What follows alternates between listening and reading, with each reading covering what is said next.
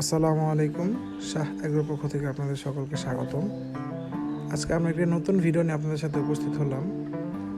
পূর্বে একটি ভিডিওতে আমরা দেখেছিলাম যে আমরা ব্রিডিং হাঁসের জন্য নতুন ঘর তৈরি করতেছি।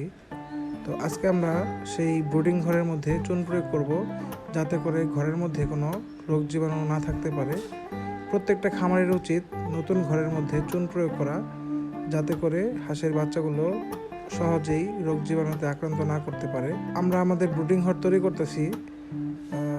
এখন আমাদের চিক গার্ডটি পরিষ্কার করতে হবে। যেহেতু আমরা পূর্বে এই চিক গার্ড ব্যবহার করেছি, তাই আমাদের সুন্দর করে সাবান দিয়ে এবং চুনের মাধ্যমে এই চিক গার্ডটিকে পরিষ্কার করে জীবাণুমুক্ত করতে হবে। তো আমরা আমাদের চিক গার্ড জীবাণুমুক্ত করতেছি।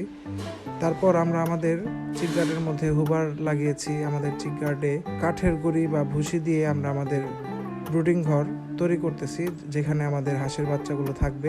তাপ উৎপন্ন হবে এই ঘরের মধ্যে, এখানে হাঁসের বাচ্চাগুলো আমরা রাখবো। চিক গার্ড তৈরি করার ক্ষেত্রে সবসময় মাথায় রাখবেন যে কাঠের ভুসির যে পুরুত্ব প্রায় 4 সেন্টিমিটার হতে হবে, হয়তো হাঁসের বাচ্চা ঠান্ডা লেগে যাবে।